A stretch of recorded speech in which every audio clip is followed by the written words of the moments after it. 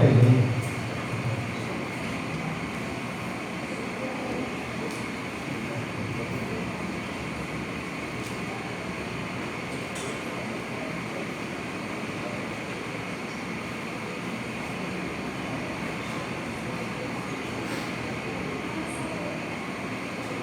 Gênesis 41, verso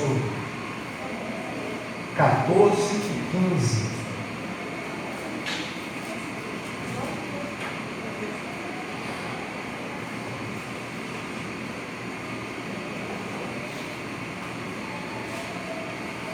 Gênesis 41, verso 14 e verso 15. Vou fazer a leitura para que você acompanhe só esses dois versos.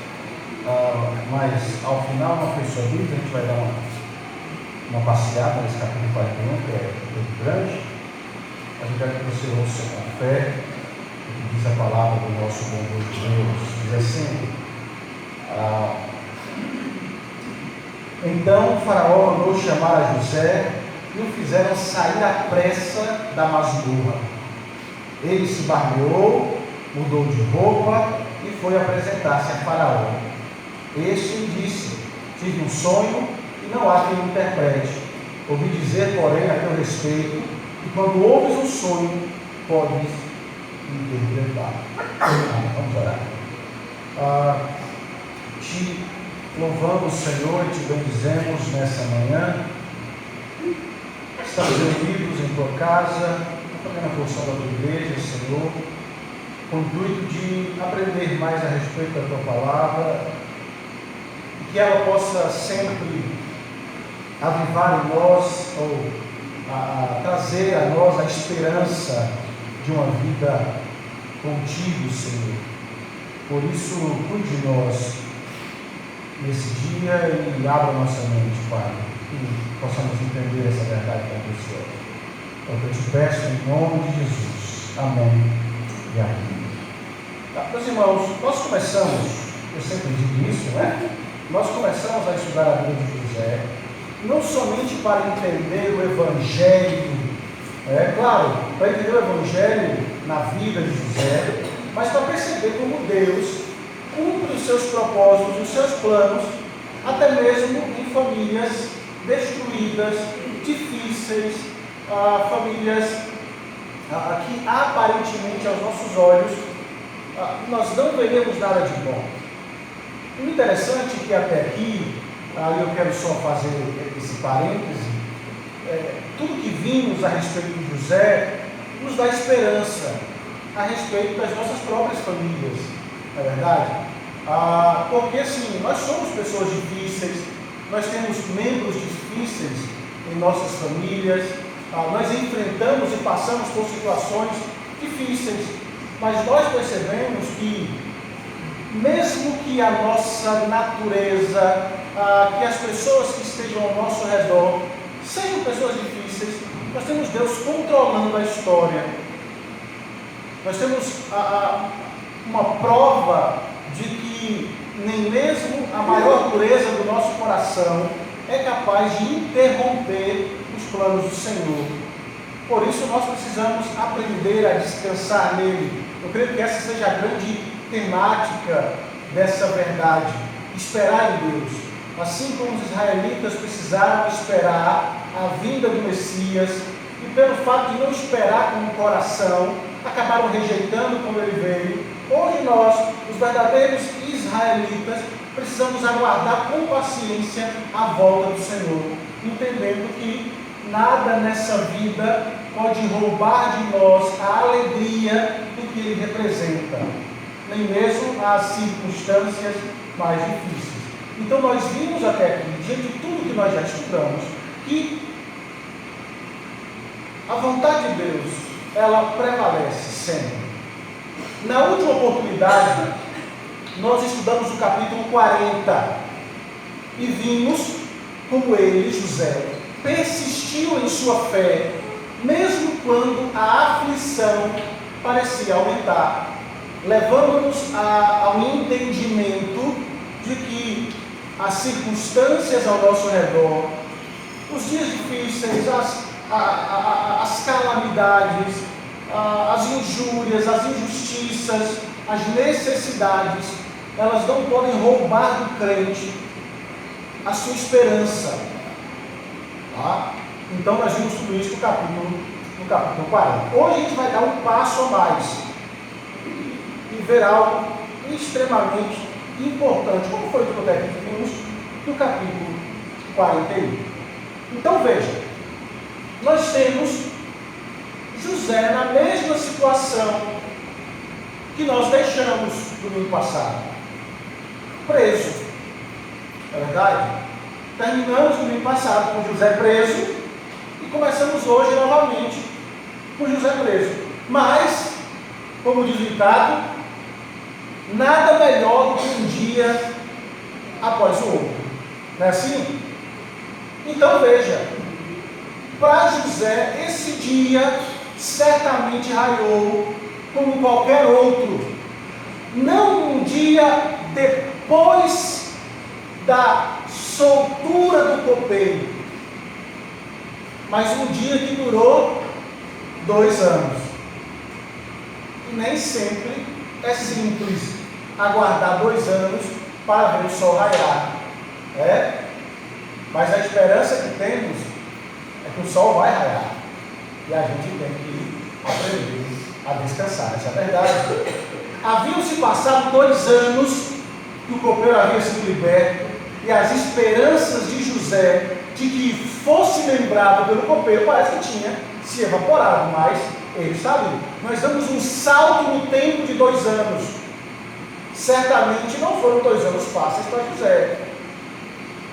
Ali preso e sem esperança, e eu até fiz você pensar na imagem de cada passo que ele ouvia, indo em direção à porta da masmorra, ele dizia: será que é hoje que serei liberto? Mas os passos passaram direto e nunca iam à sua porta. Mas de repente, no meio dos deveres cotidianos, houve uma convocação urgente, dizendo: corra, faça a barba. Isso é muito interessante. Você viu o texto? Faça a barba, mude de roupa. Faraó chamou a sua presença. Aí você pode pensar assim: não, mas claro, ele vai estar na presença do líder máximo do povo, e certamente esses anos na prisão o deixaram maltrapilho, barbudo. Não que ser barbudo seja sinal, não é de maltrapilho, de forma nenhuma, não, mas não que for sinal, mas você percebe a imagem que está clara no texto, e há uma representação de moça, já digo para vocês. Mas o período de José na aflição acabou tão rápida como começou, tá? Acabou tão rápida como começou. Agora a questão é: como é que você lida com mudanças drásticas em sua vida? Porque nós não estamos preparados para isso. Por exemplo, estamos conversando aqui nisso, mas você chegar, ir ao hospital, fazer um exame de rotina, e de repente o médico diz: olha, infelizmente você está com câncer. Como você lida com essas mudanças de rotina? Você vai, sente um enjoo, vai fazer o exame e o médico diz: está grávida. E eu lembro claramente essa mudança, porque assim, nós desconfiamos na época, eu desconfiei que ela estava grávida. Na verdade, assim, eu comecei a enjoar e falei para ela: você está grávida. Eu enjoei e falei: você está grávida. Ela disse: eu não estou grávida. E aí a gente foi fazer o exame e ela sentindo mal. Ok, estava grávida, vamos fazer a ultrassonografia. E a gente todo feliz fazer a ultrassonografia. E quando o médico fez, ele falou: parabéns, pai, são 3. Então, assim, meu mundo caiu, minhas pernas, no chão. Eu não estava preparado para essa mudança repentina de 1 para 4. E eu fiquei pensando, gente, eu vou ter que começar a arrumar um menino meio-dia na igreja à noite. Porque, aí eu pensei, eu vou ter que começar a arrumar, deixar o ar ligado, o menino no quarto, para não suar para o quintal do banho. Como é que a gente lida com mudanças inesperadas? Nem sempre a gente sabe reagir. E nós temos aqui essa situação de José, da cova para o trono. Tá? Mas perceba que interessante.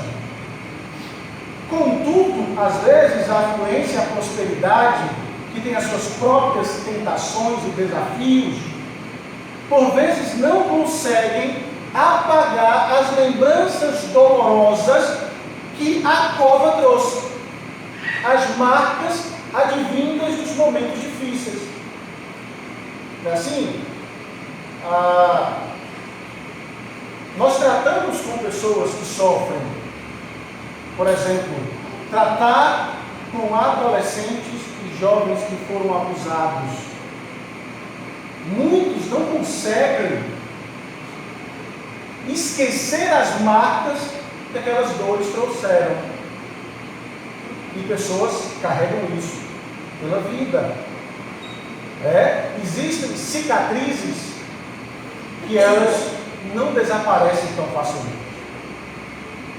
Eu vou ter que dividir esse estudo em dois, mas no domingo que vem, domingo que vem não, Infelizmente não. Domingo que vem nós temos a conferência, mas no outro eu vou mostrar o resultado das cicatrizes. Mas a grande questão é que, mesmo que o presente pareça bom, o passado ainda lança suas sombras escuras sobre a nossa vida. E toda a vida ela possui as suas próprias vidas. No capítulo 41, nós vamos ver José exibindo as mesmas qualidades em um tempo de prosperidade, qualidades que ele aprendeu durante o seu período na tormenta, na cova, tá? Durante o seu período lá no fundo do poço. A gente vai ver como isso se dá nesse capítulo, tá? Então vamos lá. O nosso capítulo começa.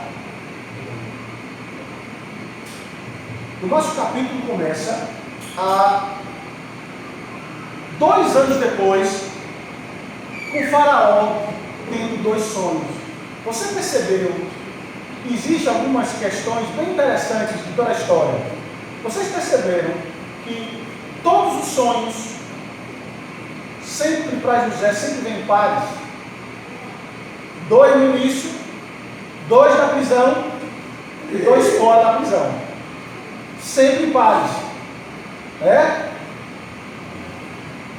E o interessante é que agora o primeiro sonho foi o sonho que promoveu, os 2 primeiros pares de sonhos promoveram ódio, os próximos 2 trouxe esperança, e os outros 2 vai ser um motivo da exaltação, tá? de José. Mas aí nós então temos essa ideia do sonho. Eu quero que alguém leia para mim o verso 1, do verso 41 até o verso 4, por favor. Passados 2 anos completos, Faraó teve um sonho. Parecia viajar-se ele de pé junto ao rio. No rio subiam 7 vagas formosas à vista e gordas que passavam no carniçal. Após elas subiam no rio outras 7 vagas, feias à vista e magras, e pararam junto às primeiras na margem do rio. As vacas feias à vista e magras comiam as 7 formosas à vista e gordas, e então acordou o Faraó. Isso, então veja. Em seus sonhos, ele viu-se em pé ao lado do Nilo, que é a imagem, a fonte de prosperidade do Egito, tá? E todo ano, e essa é uma peculiaridade, todo ano, quer chovesse ou não, o rio Nilo transbordava suas margens, tá? Depositando um rico lodo ali, né, que seria fonte de alimento para as safras vindouras. Por isso, não era surpresa que as 7 vacas, que ele visse ali sair 7 vacas gordas do Nilo, as que saíram ali. Mas o interessante é que depois as 7 vacas magras, essa história do sonho, nós conhecemos bem, né? Saem atrás e devoram as 7 vacas gordas. Certamente Faraó acordou suando frio. Que história de sonho é esse? Onde vacas magras, né, raquíticas, conseguem. Claro que sonho nunca faz sentido, né? A gente tem uns sonhos que não fazem sentido. Mas eu comecei a imaginar como se deu esse sonho de Faraó. As vacas gordas ali pastando, de repente as vacas magras abrindo a boca como uma sucuri e engolindo as vacas magras. Isso não é comum. Então veja, só que não sendo suficiente esse sonho, outro ainda veio à noite, mas agora espigas tendo a mesma conotação. E o interessante é que nenhum dos adivinhadores, dos homens sábios, foi capaz de interpretar os sonhos de modo convincente de Faraó.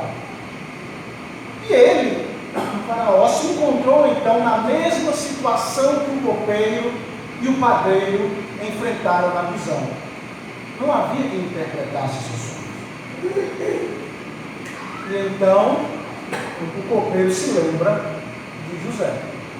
Certamente na angústia e naqueles momentos onde Faraó pensava a respeito do sonho e entra e sai de adivinhadores e ninguém consegue desvendar aqueles sonhos entre um cálice de vinho e outro, então um estalar na mente do copeiro. Se o senhor me permite dizer, eu conheci um homem que interpretou o nosso sonho.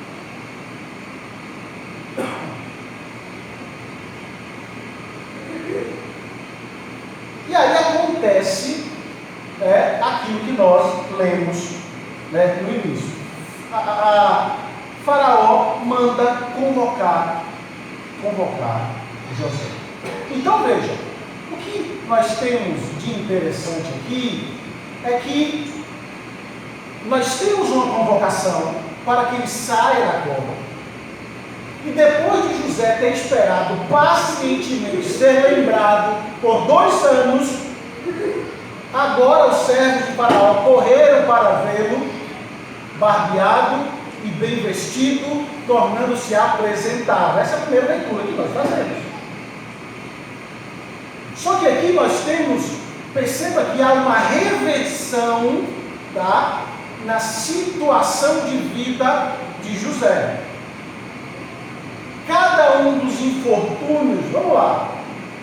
Quando José foi lançado na cova a primeira vez, o que foi que aconteceu? Você se lembra? Você se lembra qual foi a primeira reação dos irmãos quando viram José vindo? Vamos matá-lo, sim. E eles tomam José pela mão e tiram e rasgam a sua túnica. Ele é despido. Depois nós temos José na casa de Potifar, e quando ele vai correr da mulher de Potifar, o que acontece? Ela arranca a veste dele. Arrancar a veste tem um sinal de humilhação, porque vai ser lançado despido. Agora nós temos uma reversão, não novamente despido, mas agora vestido. E aí eu preciso que você tenha em mente o que essas imagens apontam, tá? O sofrimento, o despice, a vergonha, para depois a exaltação no futuro. Nós temos isso acontecendo aqui. Mas veja bem, Aqui a restauração começa justamente com a transformação de suas roupas. E aí quando José aparece diante de Faraó, veja que interessante. Este saudou dizendo, olha aí o verso 15, alguém lê para mim?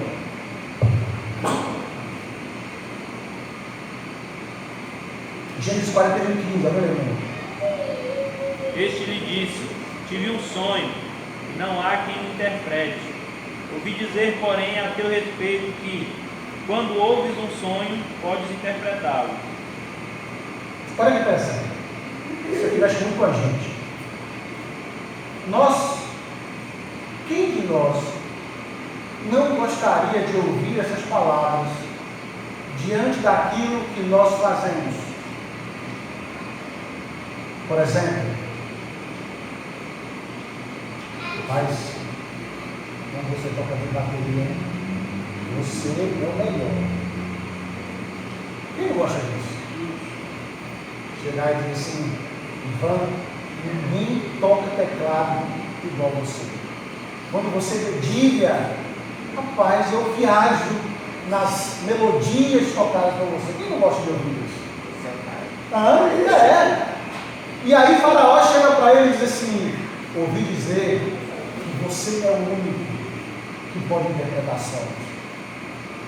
O nosso coração nos levaria a dizer o quê? Verdade. Eu me esforço para fazer isso. E você nem sabe que eu nem peguei a música de ouvido. Peguei a música agora.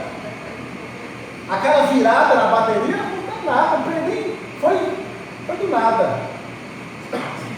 José poderia ser tentado a fazer isso. Porque nós gostamos de ser elogiados naquilo que a gente faz. Porque assim, querendo ou não, você se esforça para fazer aquilo que você treinou para fazer. Dar uma boa aula, pregar, tocar, cantar.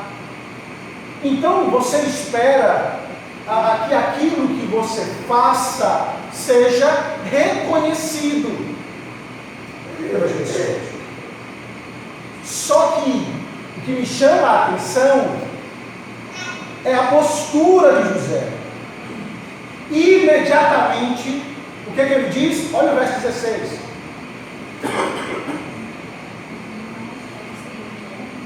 Pode ler. Respondeu José, não estarei sem mim, mas Deus dará resposta favorável a Faraó. Isso. José foi confiante em Deus e humilde, extremamente dependente de Deus. Perceba como há uma postura diferente aqui no nosso coração. Porque veja, todo o nosso serviço, ele é para o Senhor. E eles entendem isso. Se você é professor e você se esforça para dar uma aula, você se esforça não somente para que você seja reconhecido como um bom professor, mas para que as pessoas digam, existe algo diferente nessa professora que é diferente das outras. E é o brilho de Cristo que faz você tratar melhor aquele menino que está ali. Então assim, nós temos essa tendência.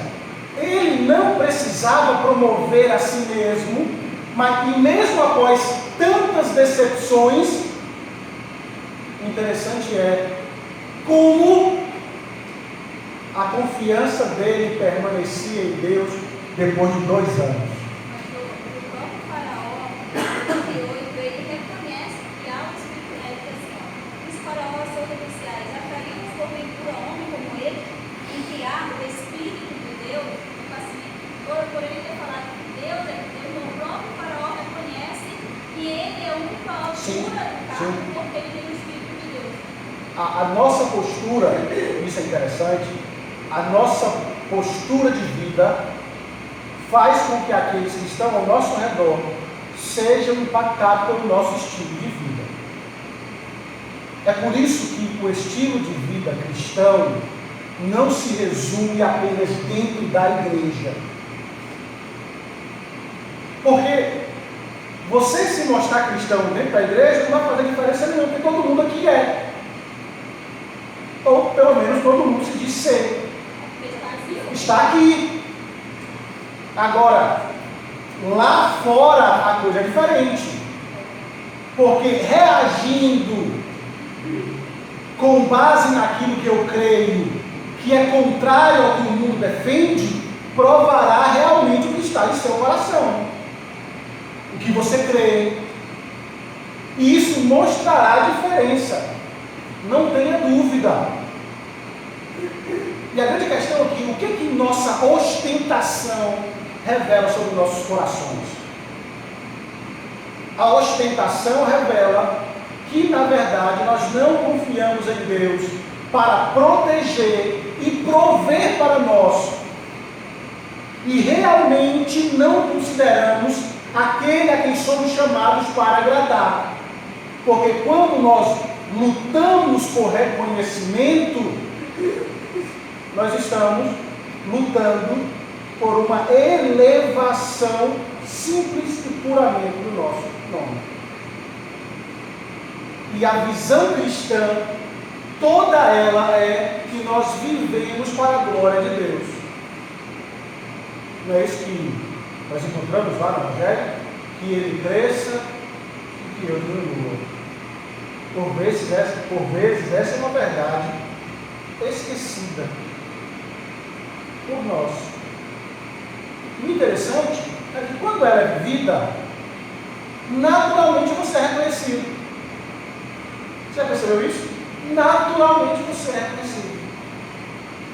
Quando buscamos o reino de Deus, as demais coisas, elas fluem. Mas veja,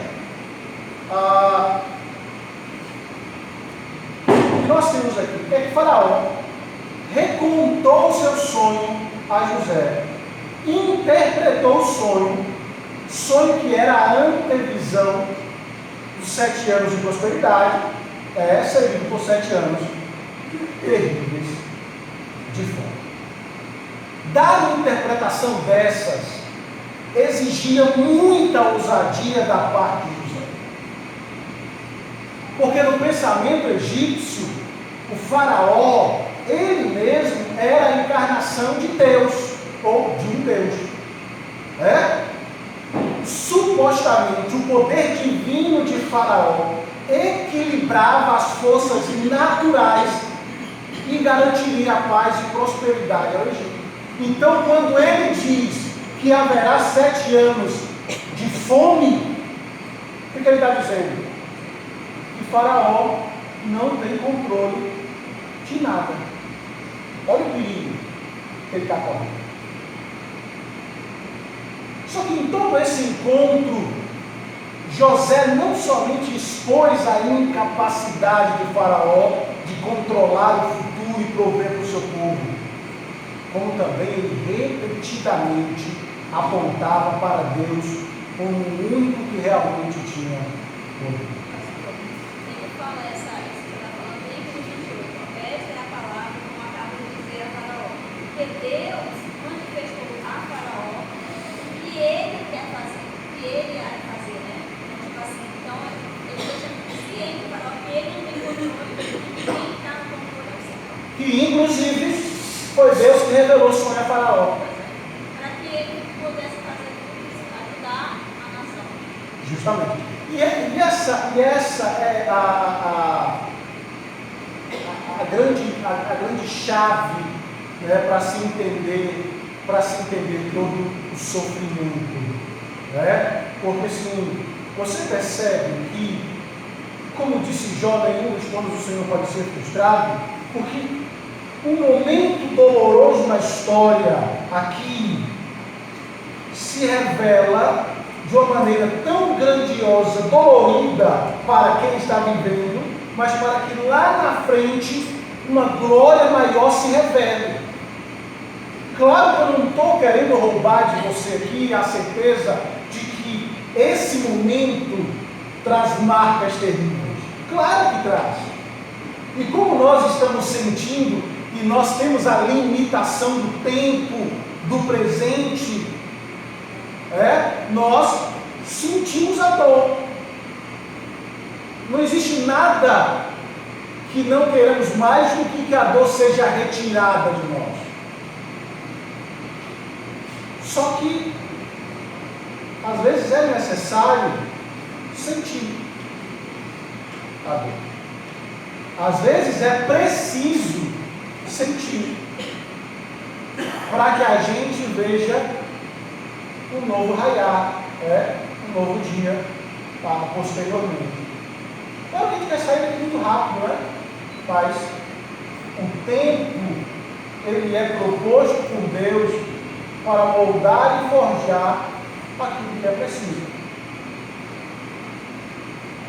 Todos aqueles aí que gostam de cozinhar, de fazer bolo, se você abrir o forno antes do tempo, o que vai acontecer com o seu bolo? Vai solar, vai puxar. Se você abrir no tempo certinho, você vai ter um bolo bonito, corado, que o fermento agiu como deveria agir e trouxe a resposta que você esperava. Então, há uma necessidade desse tempo. E o interessante é que tudo aqui que José passa, ele entende a mão de Deus. José expressou uma fé notável, que talvez nós não faríamos. Claro que o Espírito que age em José age em nós também, não podemos negar isso. Mas leia o verso 32 aí que fala. O sonho de Faraó foi isso, porque a coisa é estabelecida por Deus, e Deus se apressa a fazer.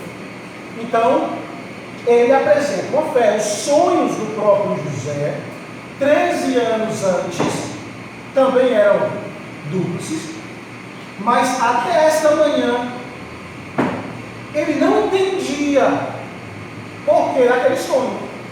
Parecia que o sonho dele lá na juventude não iria acontecer, mas agora, nesse novo par de sonhos, a coisa começa a clarear. As poucas perspectivas dos sonhos serem realizados agora se dissipam quando essa nova oportunidade se apresenta. A definição de Deus de rapidamente, às vezes é muito diferente daquilo que nós acharíamos que deveria ser. Não é verdade? Nós já falamos aqui na quarta-feira, pelo fato de Deus não estar preso ao tempo, um dia para Deus é como 1000 anos. E 1000 anos para Deus é como um dia. Por isso Cristo pode dizer, se prepare, porque breve eu vou voltar. Já se passaram 2000 anos. E não se assuste, porque breve ele vai voltar. Pode ser, como diz uma canção, talvez não seja para a minha geração ou para os meus filhos, mas eu preciso estar preparado.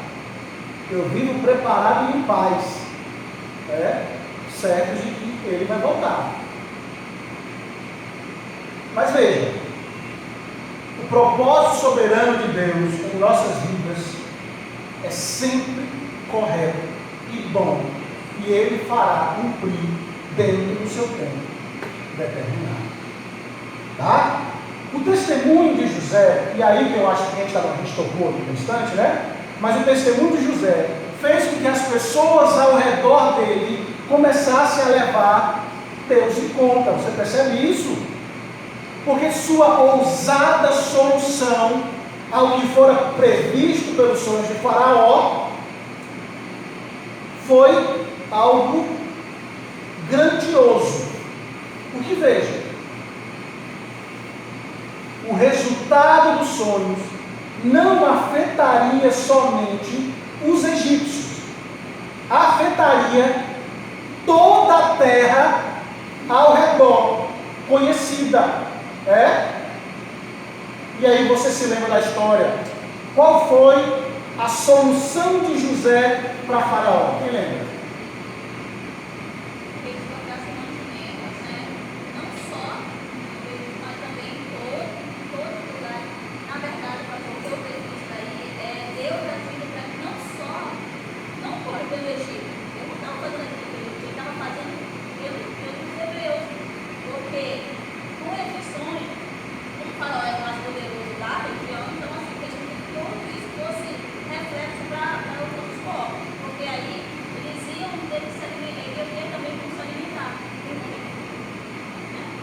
Sim, você percebe como Deus se utiliza até dos ímpios para poder abençoar o seu povo. Esse faraó teve uma atitude humilde. Ele era Deus do Egito, né? E ele não foi capaz de interpretar o próprio sonho, não entendeu nada, ninguém da terra dele entendeu. Mas ele teve a humildade de ouvir e aceitar o que o outro disse. Coisa que lá atrás, nas 10 pragas, o faraó de lá, em vez de entender que Moisés dizia, endurecia o coração.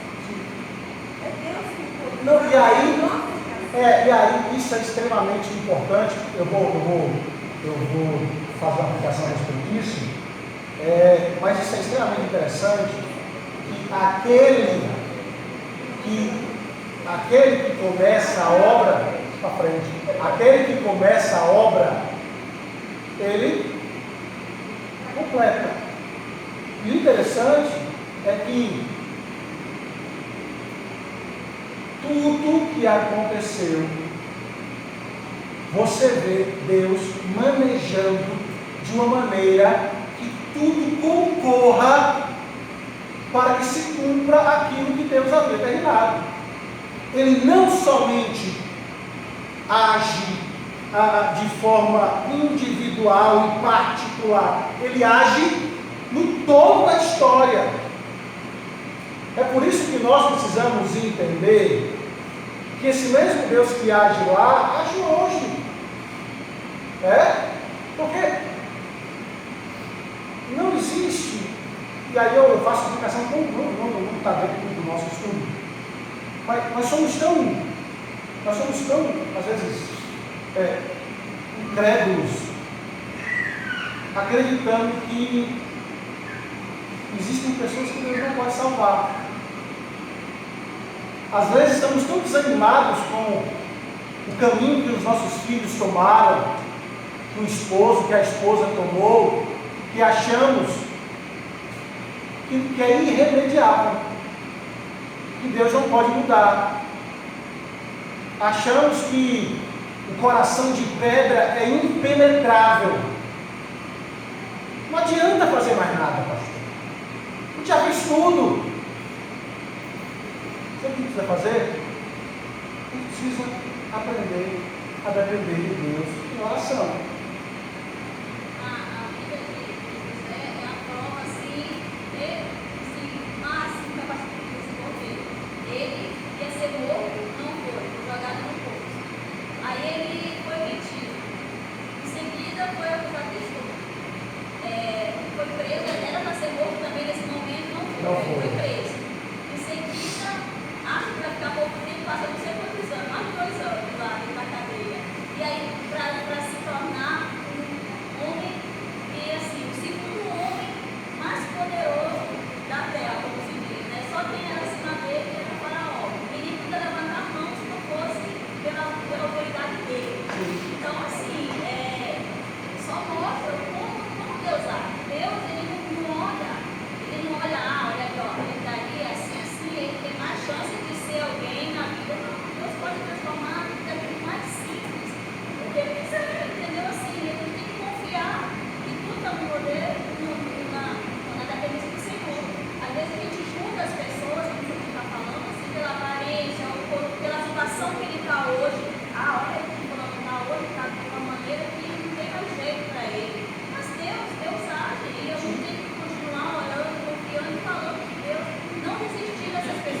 verdade. Eu acho que a grande necessidade, todos nós, a grande necessidade nossa é esse resgatar da dependência.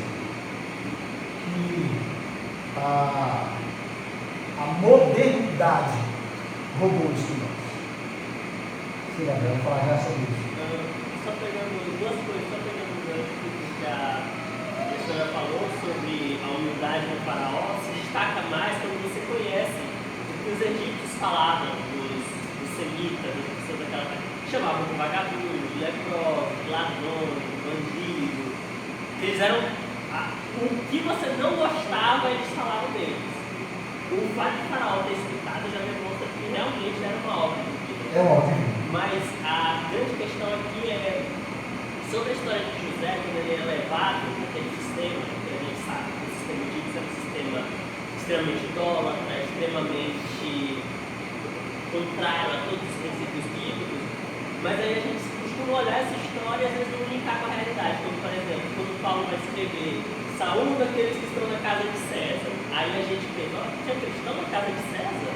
Ou por exemplo, quando a gente vai ver as notícias, vai ler no site que tem cristão no Alto Comissariado da Coreia do Norte, cristão no Alto Comissariado da China.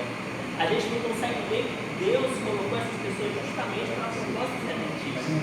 Às vezes a gente julga o cristão falando, olha lá, ele subiu naquele sistema totalmente corrupto e está lá colocado, ele se vendeu uns dos outros, mas às vezes Deus colocou aquela pessoa porque Deus quer executar uma redenção temporária naquele sistema. Deus, por exemplo, ele, claro, tem sistemas que a gente sabe que o caminho deles é a destruição. Mas o que nós cristãos podemos fazer para reformá-los, para entrar nessas instituições, para tomar aquelas instituições e tornar elas para a glória de Deus, nós devemos fazer. É a mesma coisa que nós acreditarmos que, porque as faculdades são isso e aquilo, eu não vou mandar meus filhos para a faculdade. Ou as empresas são isso e aquilo, eu não vou empregar numa empresa.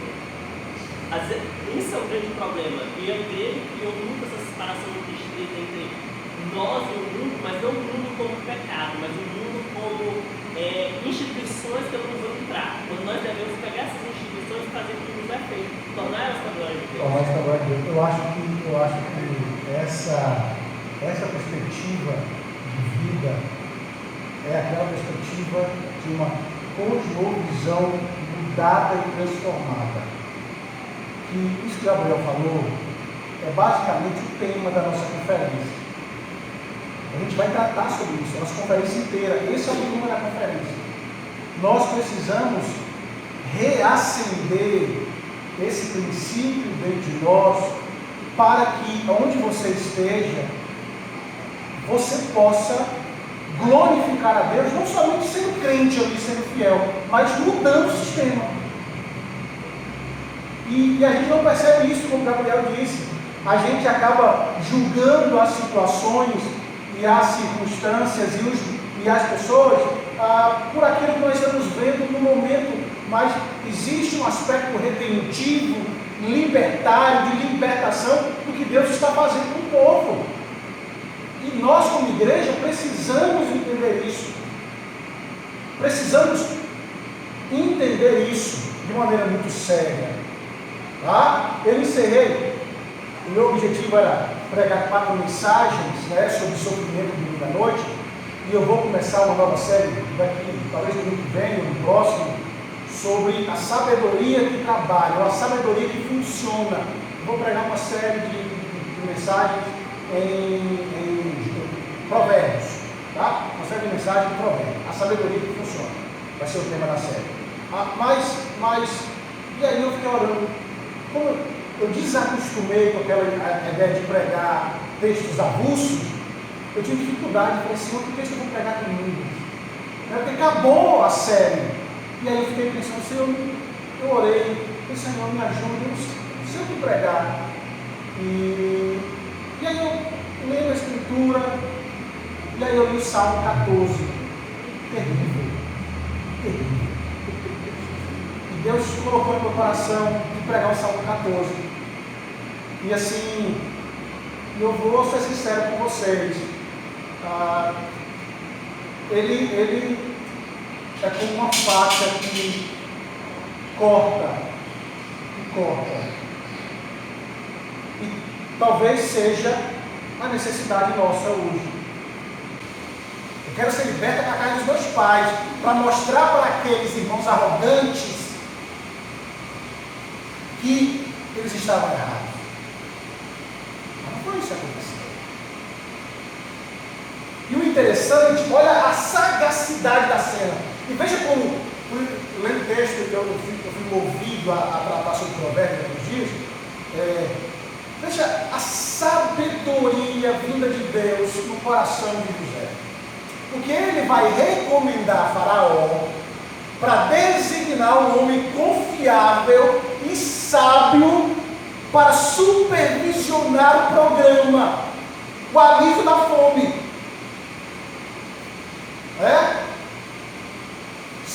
Coloca aí alguém para supervisionar o programa de fome zero no Egito. Agora eu fico pensando, no Faraó ter pego um estrangeiro, que era prisioneiro, eu queria saber o naipe que funcionário. Não, é aonde eu quero chegar. Mas só para ele mesmo. Sim, e aí você tem o camarada saindo da prisão. Barbudo, maltrapilho, não era ninguém, e de repente está diante de Faraó. Não, vai, o samba é show. Está diante de Faraó. E aí há uma sugestão, Porque assim, quem é mais sábio do que o próprio José que estava interpretando os sonhos que os mais sábios do Egito e dando as coordenadas exatas? Aí olha que Faraó, aí como o personagem de ler, veja o verso 38 aí. Olha a resposta de Faraó a esse plano audacioso. 38.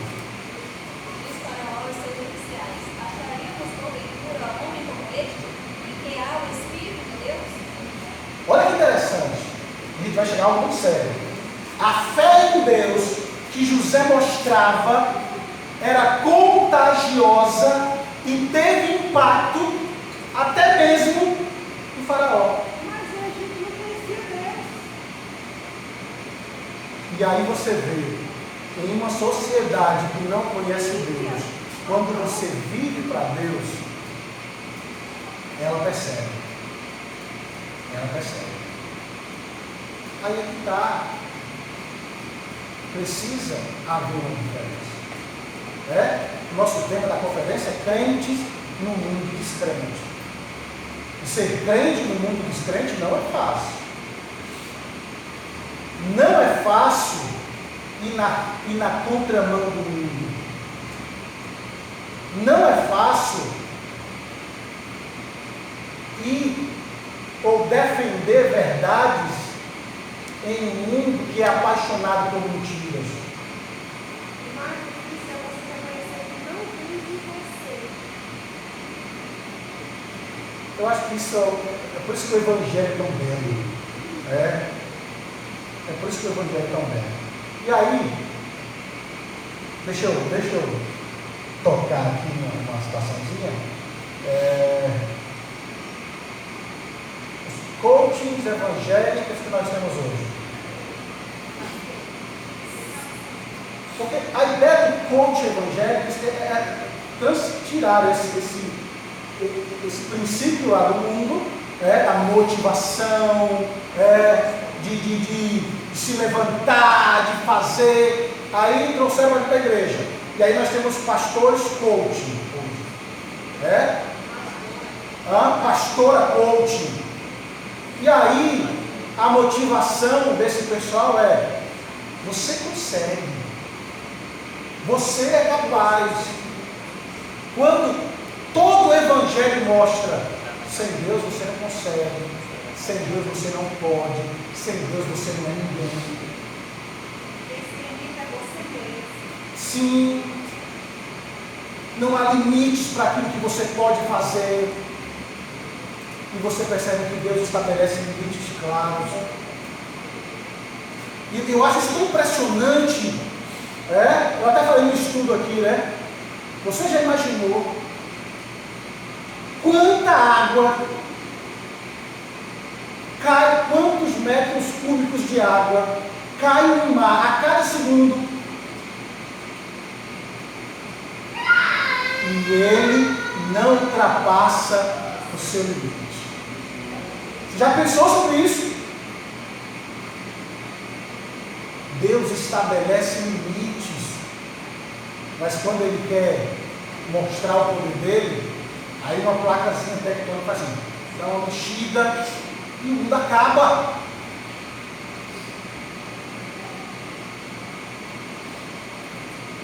A maneira que Deus age, a maneira que Deus está trabalhando, é para mostrar ao homem que nós precisamos dele. E é isso que me impressiona na história de José. Claro que, estava até conversando com a Haroldo esses dias, né? O Haroldo falou assim para mim, pastor, o senhor quebrou muito do meu coração, porque eu achava José, o camarada, porque a gente foi ensinado assim. Na escola dominical, eu cresci assim. Eu cresci ouvindo alguns pilares, seja como José, seja como Davi. Eu cresci com esses pilares na minha vida cristã, na escola dominical. E cansei de catar pedrinhas para destruir os gigantes da minha vida, e cada pedrinha tinha um nome. Mas aí quando o Evangelho me apresenta que eu não sou Davi, que eu não sou José, que antes eu sou os irmãos, aí a coisa muda. A visão muda. Eu preciso ser resgatado. Eu preciso ser resgatado.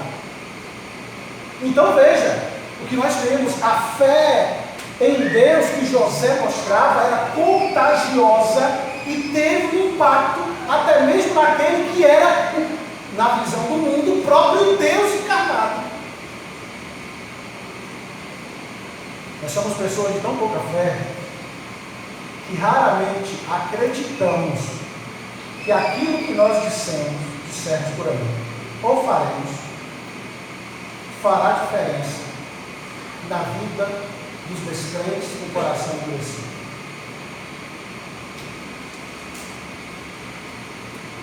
A gente acredita e a gente tem medo, sabe por quê?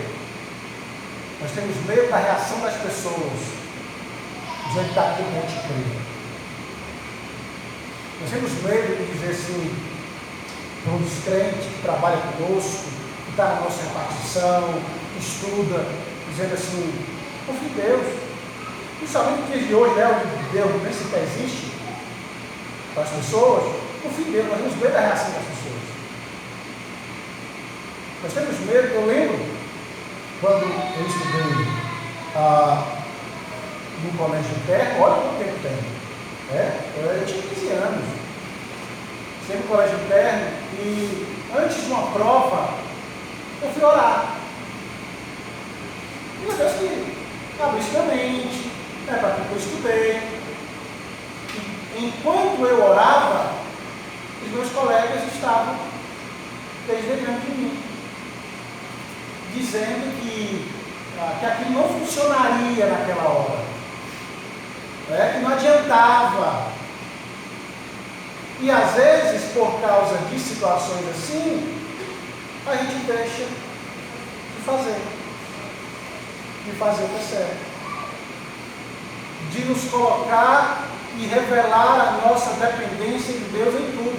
Não adianta também, os meninos não estão com os adolescentes, né? Não adianta você orar se você não estudou, porque o Espírito Santo não vai dar cola para ninguém. Trazer à sua memória aquilo que você não estudou. Mas diante daquilo que você estudou, você pode ter certeza que você mostrará dependência de Deus. Eu vou até usar a ilustração, talvez eu não use mais a ilustração, que eu vou usar agora de manhã. Mas eu vou mostrar, olha como a modernidade roubou de você a sua dependência em Deus. Há 100 anos atrás, até se tem essa cara nacional, né? Esses dias. 100 anos atrás, quando um pai de família viajava para passar 2 semanas fora, 150 anos atrás, como a família que ficava orando, pedindo a Deus que abençoasse a viagem, porque não tinha notícia, não tinha WhatsApp, não tinha Facebook para você fazer o check-in no meio da estrada dizendo fulano está no McDonald's, ou fulano está no Bob's, fulano está na cafeteria. Não tinha. Então o camarada passava, a família passava 2 semanas orando, até quando ouvia os passos do cavalo, ou da carroça, ou do carro, parando na porta, e eles diziam: obrigado, Senhor, o Senhor trouxe paz. Hoje, a gente mal ora, porque a cada 5 quilômetros chega um WhatsApp. Para que Deus? Se está tudo sob controle, para que Deus se você tem na mão? A modernidade boa, fantástica, que promove um bem extraordinário. Não sei quem foi que me disse, mas daqui a 10 anos, sei lá, ou 2050, a rapidez que a informação vai dobrar é algo impressionante. Se no século XVI, XVII as informações dobravam com 100, 200, 300 anos, aqui vai dobrar em questão de 10. Tamanha é a rapidez da informação. Só que essa rapidez, essa facilidade roubou do seu coração a necessidade de descansar em Deus. José não tinha um celular para ficar 2 anos vendo as notícias da corte, para saber se estava acontecendo alguma coisa. José não tinha. O que ele tinha no máximo era uma pedrinha para ficar marcando na parede os dias e riscando. Mais 5. Senhor, tenha provido para o teu servo. Então, eu vejo que nós precisamos resgatar realmente é esse senso de dependência, que o diabo se utiliza de coisa boa para transformá-la em coisa ruim e roubar de nós esse senso de dependência.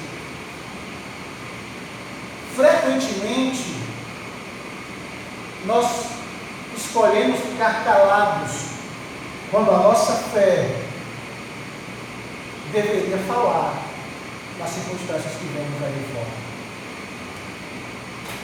Primeiro, porque nós temos medo da reação das pessoas. Segundo, porque achamos que não vai surtir efeito nenhum. Você imaginou se o José tivesse falado assim: não vou falar isso, vou falar. Eu vou dizer aquilo que ele quer ouvir. Não foi isso que os falsos profetas fizeram na época dos reis? Muitos deles só falavam aquilo que os reis queriam ouvir. E Deus ia lá e castigava. Não é para isso que às vezes serve um culto? Para Deus falar aquilo que muitas vezes nós não queremos, mas precisamos ouvir. E quando eu não falo, eu tenho certeza que Deus vai cobrar de mim. E o interessante é que quanto mais eu falo, Deus passa a cobrar de vocês. Porque quanto mais se conhece, mais se cobra. Mais se cobra. Nós temos esquecido, e aí é que eu acho fascinante, nós temos esquecido quem é que dá o resultado final na equação. A gente acha que quem faz a conta sou eu e você. Mas o resultado final da equação não é dado por nós, é dado por Deus. Foi Deus que moveu a história. Foi Deus que levantou aquele faraó. Foi Deus que levantou e mandou José para o poço. Foi Deus que fez tudo aquilo, não deixou morrer e levou até aquele local. E Faraó não respondeu à força do argumento intelectual de José, porque foi Deus que moveu o coração dele. A grande questão é que toda ação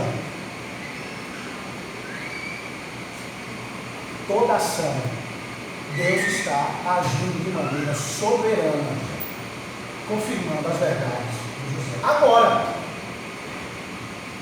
chega, o nosso tempo está acabando, me dê só mais 10 minutinhos que eu termino. Chega onde eu gostaria de chegar para a gente fechar. Veja bem,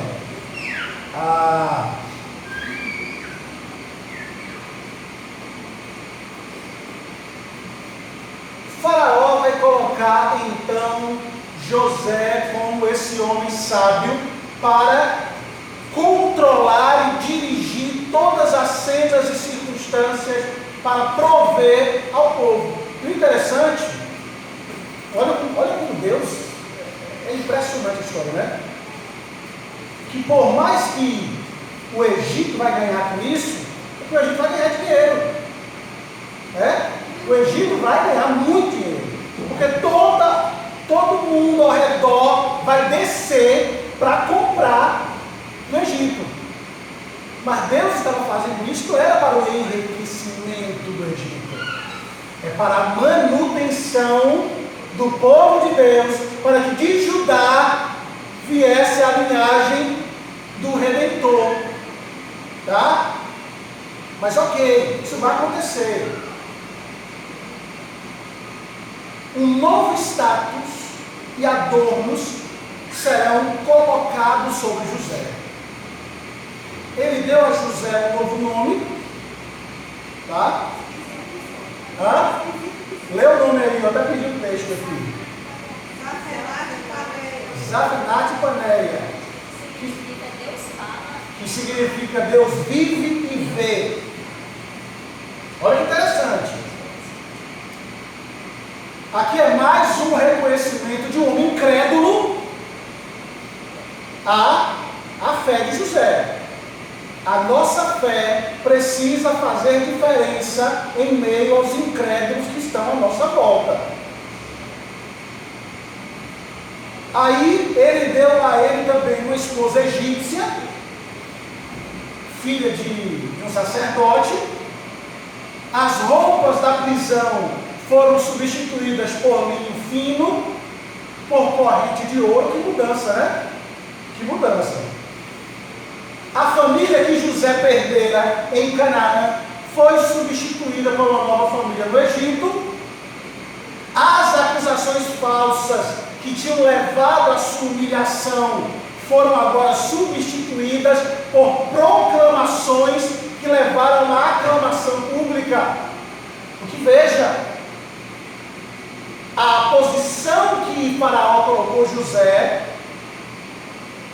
foi um status em que, quando ele passasse, as pessoas deveriam clamar Abrec, que significa abram um caminho, inclinem-se.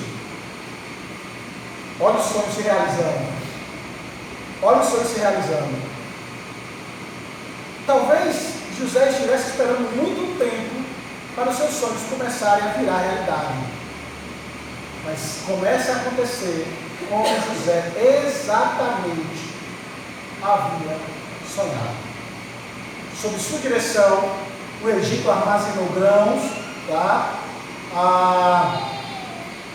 E aí, olha como Deus faz a coisa próspera quando se anda segundo a vontade dele.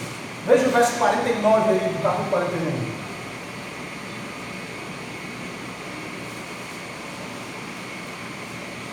Assim, ajuntou José muitíssimo cereal, como a areia do mar, até perder a conta,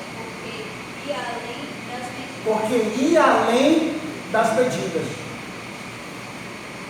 E aí, durante a escassez, os egípcios não somente tinham grãos suficientes para si mesmos, como também para vender nas nações à sua volta. Tá?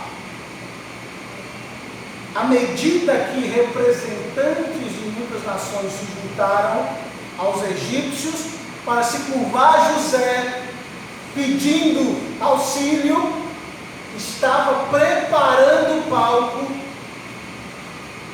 para algo extraordinário. O O palco estava preparado para que seus irmãos entrassem em cena novamente. O reencontro fosse feito e diante dos olhos de José, o sonho se cumprisse. A questão é, como será a reação de José? E outra questão, eu achei que eu fosse falar hoje, não vou falar hoje, não posso falar para a semana. A prosperidade, a exaltação apagou as marcas da humilhação? Não. Eu vou mostrar para vocês como, na nossa oportunidade. Eu vou mostrar para vocês uma imagem extraordinária de que isso nos mostra Cristo, que em sua exaltação ainda carrega as marcas da sua humilhação, para mostrar para você que nada nessa terra será levado por você ao estado de exaltação que ele preparou. Apenas ele. Porque lá, os cravos em suas mãos e a ferida do seu lado é o sinal de que lá não vai existir mais feridas, e nem dores, e nem sofrimento. Por isso eu quero fechar justamente levando o seu coração ao verdadeiro local de esperança. Eu sei que ter e possuir e receber reconhecimento é extraordinário. E eu digo isso porque assim, eu luto com o meu coração todos os dias. Porque é bom ouvir as pessoas dizerem assim, pastor, que sermão, pastor, que estudo. Eu luto com o meu coração. Porque é bom receber esse reconhecimento. Porque você pensa assim, você se prepara tanto, você faz tanto estudo, você quebra a cabeça para poder fazer tudo isso. E às vezes o que o inimigo mais quer é que o nosso coração se orgulhe por isso, para achar que você seja capaz, que a igreja só aprende quando você faz isso e você faz aquilo. Quando na verdade é Deus que trabalha em nós. O mais interessante é que aquilo que nós enfrentamos hoje, as marcas, os momentos dolorosos, estão aqui nessa terra para mostrar para você que essa terra não é o seu destino. Essa terra não é o seu lugar final. A nossa pátria, irmãos, não é aqui. A sua pátria não é. Por isso a sua esperança não deve estar naquilo que você vai possuir. Se você possuir, é uma grande alegria, né? Melhora muito a nossa vida. Quem não gosta? Mas entenda que o seu coração não deve estar nessas coisas. O seu coração deve estar naquilo que, de fato, é o maior tesouro que você tem. Que é Deus. Por isso eu terminei o último sermão, domingo, falando sobre trazer à memória o que deve trazer à sua memória aquilo que te dá esperança. Porque somente quando você faz isso, você aprende a passar pelas dificuldades dessa vida. Porque se a sua esperança não está nos bens, se a sua esperança é Cristo, mesmo que você não tenha, você vai aprender a ser feliz. Eu quero dizer a você, para me fechar, é que todos os dias, quando a sua semana iniciar, domingo, eu quero dizer para você, por mais difícil que seja, venha à casa do Senhor com extrema alegria em seu coração. Você pode até não gostar das canções que se cantam, você pode até não gostar de quem faz a abertura, você pode até não gostar do pastor que ensina, mas venha com extrema alegria para a casa do Senhor, porque é aqui que está a sua esperança. Não nas paredes e nas pessoas, mas no que isso representa. É por isso que o salmista dizia assim: alegrei-me quando me disseram, vamos à casa do Senhor. Porque aqui é como se as portas ainda estivessem fechadas e você estivesse dizendo: abra o caminho, Senhor. Mas vai haver um dia que essas portas vão se abrir e Sião vai se apresentar diante de você.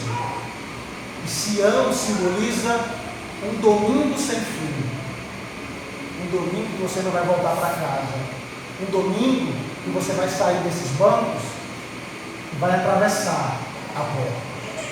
E do outro lado estará Cristo, o seu Redentor, recepcionando você para um lugar celeste.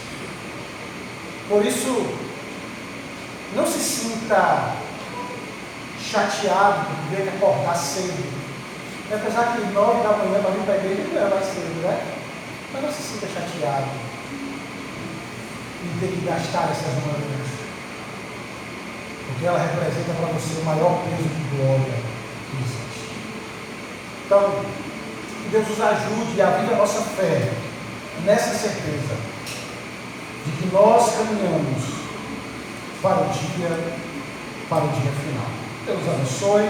Semana que vem eu vou semana que vem é a última, no próximo vídeo nós estaremos juntos no estudo, e vou mostrar para vocês que na exaltação José ainda manteve marcas da sua humilhação, não foram apagadas por ele mesmo, o nome dos filhos dele. E aí a gente verá isso de maneira bem clara e como isso nos aponta para Cristo, tá? Então o nosso texto vai ser Gênesis 41, 14. Gênesis 41, 14, tá? Então vamos orar? Vamos orar. Obrigado, Senhor, por essa manhã. Obrigado pelo ensino. Obrigado por aquilo que o Senhor deixou registrado para nós, para motivar nossa fé, nos alimentar a cada dia, a avivar a esperança dentro do nosso coração.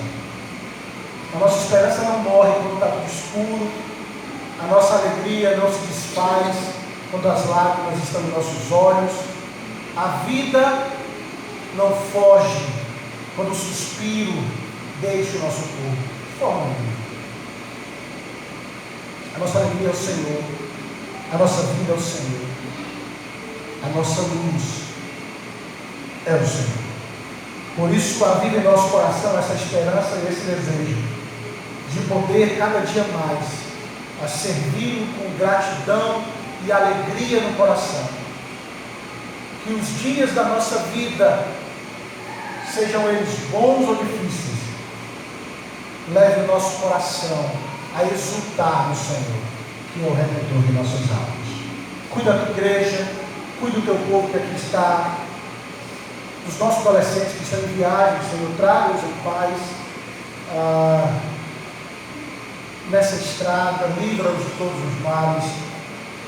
Cuide, Senhor, para que juntos possamos sempre celebrar a grandeza do teu nome em nossas vidas. Essa oração te faço, em nome que está acima de todo nome, o nome santo de Jesus. Amém. Deus abençoe.